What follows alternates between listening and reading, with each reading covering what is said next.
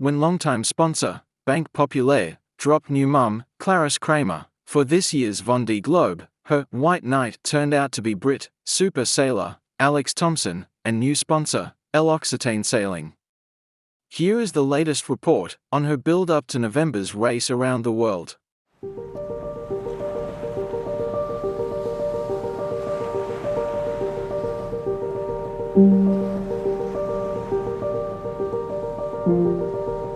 I'm super proud to announce that L'Occitane en Provence is my title sponsor for my Vendée Globe campaign. Working with Clarisse on this campaign is something I'm extremely passionate about.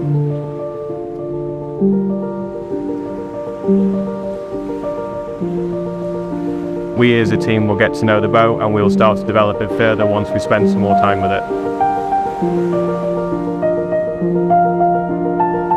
A lot of work has gone into the last few months to be able to get L'Occitane en Provence ready, looking fantastic.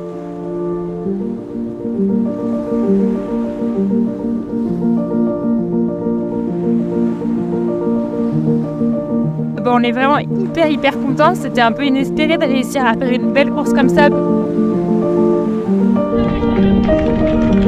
Everything's gone very well, we've learned a lot and we have an awful lot more to learn. We're getting ready for our next sort of major event, which is the Défi Azimut, and of course that leads very quickly onto the TGVs.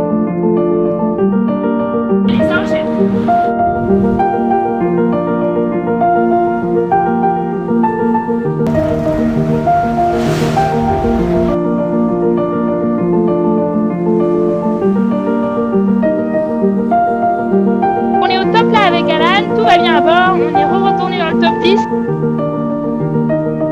Alan est à nouveau en haut du mât.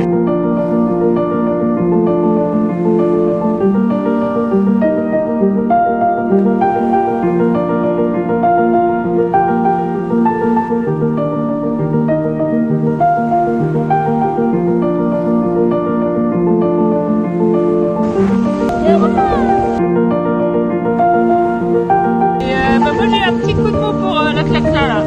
C'est 2400.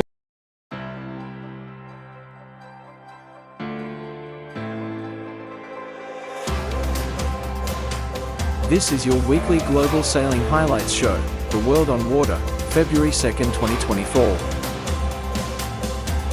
The Ilca 7 Men's World Championships and Olympics qualification was held this week at the Adelaide Sailing Club, in South Australia. British Olympic Ilca coach, Jon Emmet, was there, and here are his reports on what happened in the 2 last days. His first is for day 5. Yeah, today was a really tough battle. It was a real war, proper Ilca 7 World Championship racing.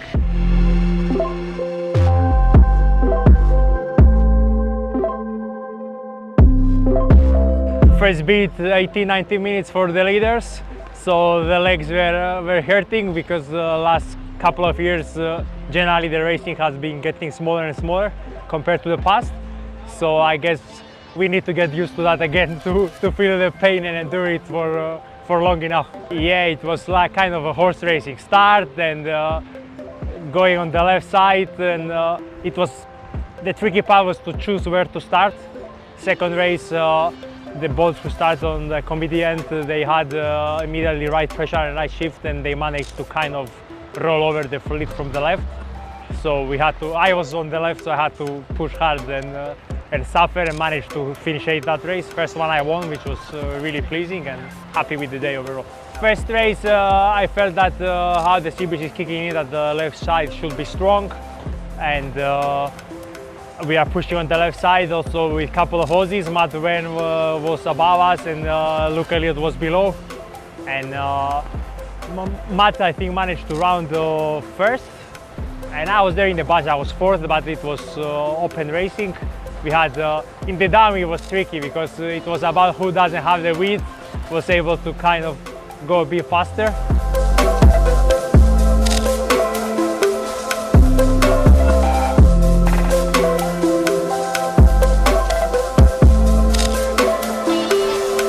Yeah, I think in this sort of stuff where it's sort of getting up to 25 plus knots, you kind of just got to sail your own race. There's not much you can do. Obviously you can keep an eye on the other guys, but at the end of the day you just got to execute and you got to hike like hell really. So yeah, just sort of had to back that I was fast enough in this sort of stuff, and that the fitness was there, and that, yeah, hopefully by the end of the day that there was just even just a few points would have been good by the end of the day.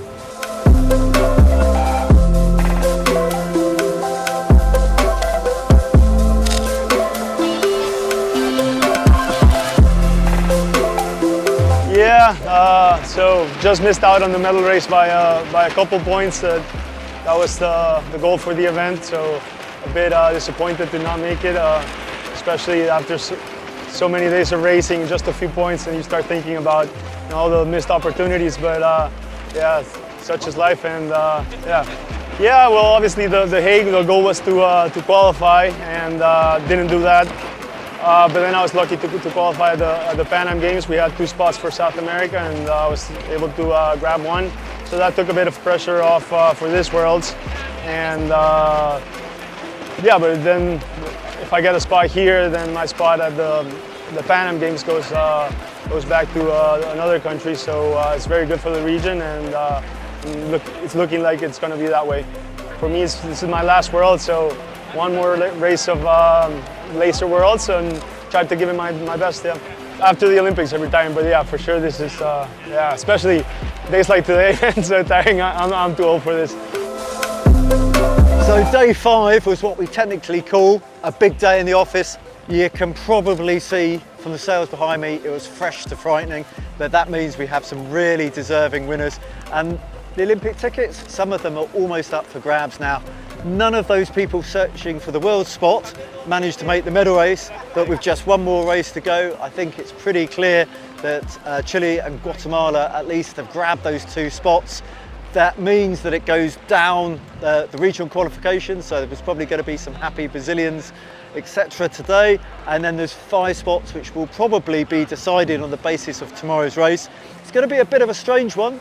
10 boats will be missing, and they'll be resting and getting ready for the medal race, and we'll talk more about that tomorrow.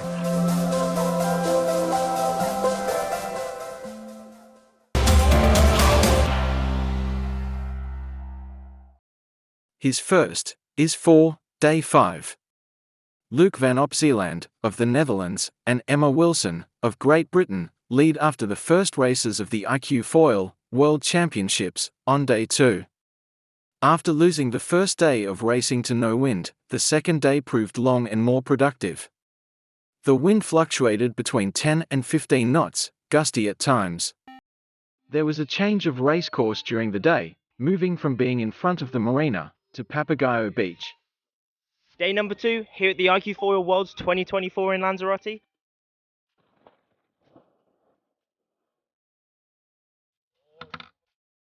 Yeah, it looks like a good day. 10 to 12 knots on the water. Let's rock and roll. Yesterday we had no racing, unfortunately. However, today it's looking like the wind is already coming through, so let's hit the water.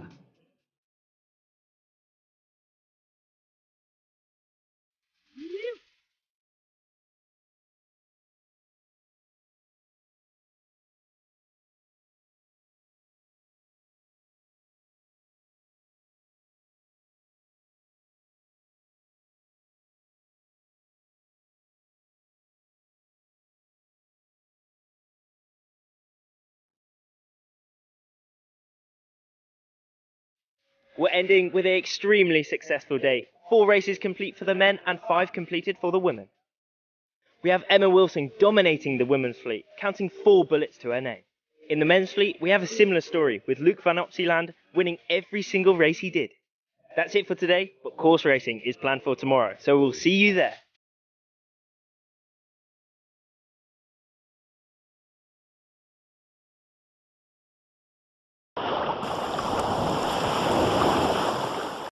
The Swan River Etchells fleet is proud to announce that the International Etchells Class 2024 Etchells World Championship will be sailed on the waters off Fremantle, Western Australia, from the 15th of March to the 22nd of March 2024. Our preview report includes long-time Australian Etchells sailor, John Bertrand. So the Etchells class in Australia is alive and well, and super competitive, there's no question. It's world class from my perspective.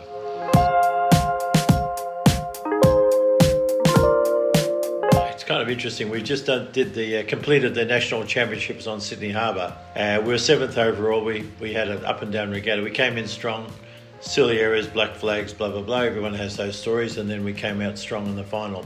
Anyway, so we're off to the West Australian Championships, which is mid-February, and quite a few of the teams will be competing in that in preparation, and then of course mid-March will be the Worlds. It's kind of interesting. It's a misnomer about the Fremantle Doctor, a lot of wind, Fremantle. Well, of course it is in high summer, but March in Fremantle it can be a big range of conditions. That's the point. Generally, the sea breezes will be nowhere near as strong as a so-called Fremantle Doctor. It'll be one would assume a wide range of conditions, and clearly we look forward to that. Well, Graham Taylor, GT, and Richie and James are doing a really nice job. They've won the last several regattas, you might say, just by being very, very smooth. They're very, very good with changing their gears, and their tactics are very solid. They've really set the pace. The interesting thing about the Etchells class is it really is the Olympic class in the non-Olympic years, or even we're in now the Olympic year of Paris. But in the Etchells fleets, we have a lot of Olympic medalists, Olympians, competing as tacticians or whatever, and so it's really sophisticated racing. I personally love it. If you can cross a boat by a metre, it's a thrill to be racing in such tight, refined competition. So the Etchells class in Australia is alive and well, and super competitive. There's no question. It's world class from my perspective. I'd say that from within the Australian fleet, I would think that there's probably 5 to 8 boats that could win the World Championships, put it that way, if they put the regatta together properly. These World Championships are always hard to win regardless, and I think that we have a pretty strong contingent coming from the UK, for example, but we will be getting, there are some American entries coming, and all of that is just part of the mix of a World Championship. The Western Australians love their sailing. Fremantle is the home of the Defence of the Americas Cup, and indeed that's where we did quite a lot of our sailing, in the preliminary leading into the 83 success with the Australia 2. So, I've personally spent a lot of time in Fremantle. But putting all that aside, my experience is the home ground advantage, in places like Perth, but many places are not that relevant. Yep. And you're going to get down to the museum, take a look at the old girl, see if she's going all right? Well, it's still going. We're still going around the bottom mark with a float drop before we get onto the final beat to the finish. Like, we're over there, of course, September this last year for the 40-year anniversary, which is fantastic. And they had a wonderful exhibition. I assume it'll still be there, but the Maritime Museum did a great job. But I wish we could get on that final beat and get across that finishing line.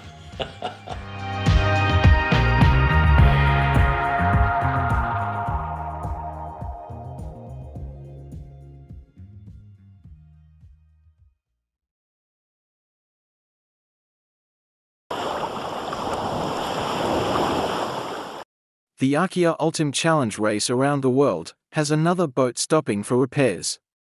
At the time of editing, Thomas Coville, of SODEBO, is in Hobart, Tasmania, where his shore team is making safety repairs. Mardi 30 janvier, sur SODEBO, la nuit est tombée, on est en bâbord à mur avec la houle qui nous arrive par derrière et qui fait accélérer le bateau, mais pas facile à stabiliser le bateau. C'est nuit noire, la lune ne s'est pas encore levée. On est sur le foil tribord que j'avais réussi à remettre.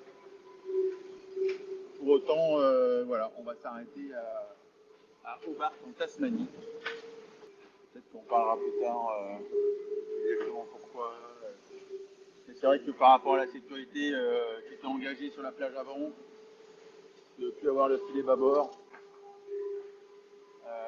c'était quand même chaud. Et puis les manipulations que je suis obligé de faire pour aller hooker les foils et déhooker les foils à chaque fois le long du flotteur. Donc bon, mes interventions sont quand même très engagées quand il y a de la mer. Je ne me sentais pas capable d'engager tout le Pacifique comme ça. Donc voilà, on va s'arrêter. Une escale technique. C'est censé être minimum 24 heures, mais comme un malheur n'arrive jamais seul, il y a deux énormes dépressions qui arrivent et qui vont sûrement nous bloquer à quai beaucoup plus que 24 heures, malheureusement. Alors que j'ai une équipe à pied d'œuvre qui, j'en suis sûr, est prête à remettre le bateau tel qu'il doit être pour faire la deuxième partie de course. Voilà. C'est un drôle de sentiment que de devoir s'arrêter. Mais en fait, ce soir, c'est pas ça dont je voulais vous parler. J'ai eu envie et j'avais besoin de prévenir Armel Le PH, donc le troisième, qui va passer second, de mon intention de s'arrêter. Parce que dans notre sport, un peu comme en montagne, on a cette manière de penser, cette philosophie, cette obligation de porter assistance à quelqu'un qui sera en danger aux alentours. Alors quand on est en course, bien souvent c'est votre concurrent le plus direct qui est votre angel ou votre, la personne qui serait susceptible de venir sur zone. Non pas pour faire forcément grand chose, mais au moins pour être là. Et donc je voulais informer Armel que dans les jours qui viennent, je ne serai plus, et il ne sera plus non plus pour moi le compagnon de route. En sécurité, ben, je serai plus là. Voilà, c'était mon petit laïus sur le fait d'avoir appelé Armel, d'avoir conversé avec Armel. Je veux dire et qu'il soit le premier informé de tous au fait qu'on allait s'arrêter à Hobart.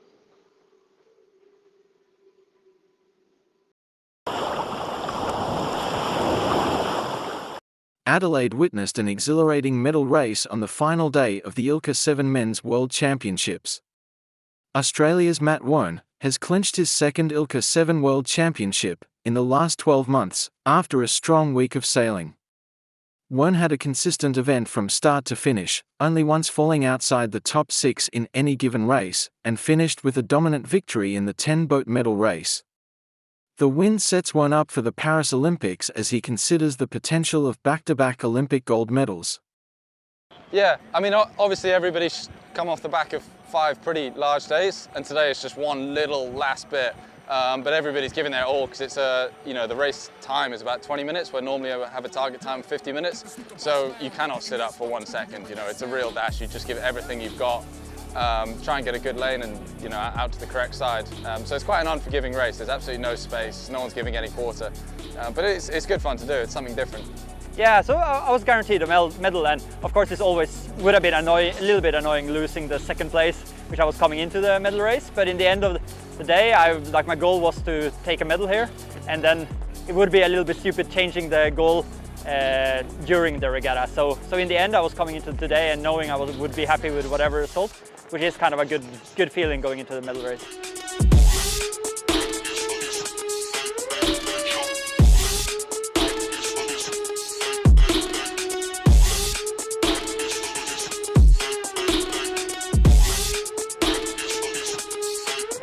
Going in, I was hoping to be fighting for the medals. I knew Mickey and Matthew had been almost unbeatable all season last year. And then now I finally managed to split those two up. But they were all both, Matthew in the medal race was just unbeatable. He was going so quick off the line. I tried to get his wake, but even the wake was going too quick for me.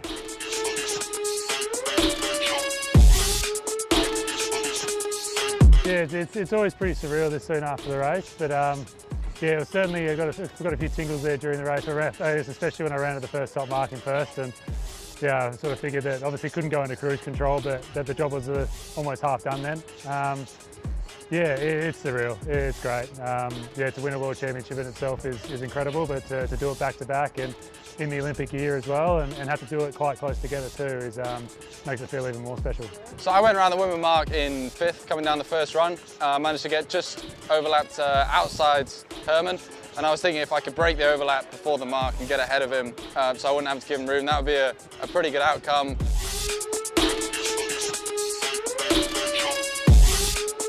If we look at the results, it looks like nothing changed, but actually it was a dramatic medal race with a key moment at the leeward mark where Mickey Beckett nearly managed to get better of Herman, but Herman held on and the results stayed the same.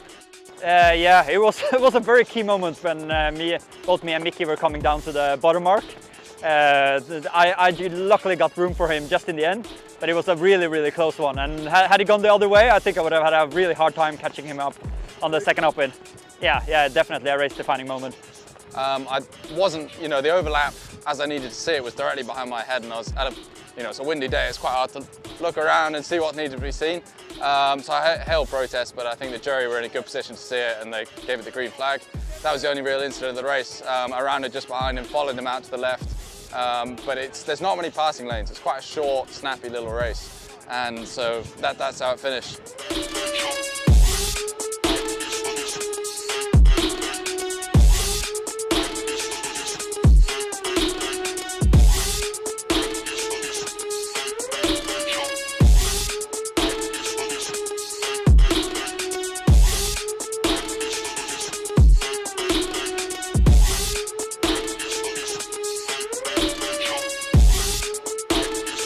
Well, Adelaide has been absolutely fantastic. The hospitality world class, and that is another World Championships done and dusted with an Australian world champion.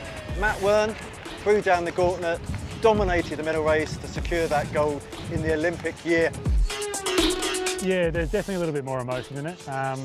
Yeah, obviously being in Adelaide, in Australia is incredible, and not many people can say that they've had a home World Championship, and yeah, this is probably as close as I'm going to get to it. So yeah, it feels incredible, and yeah, to have family and friends so close by, it just makes that much more special.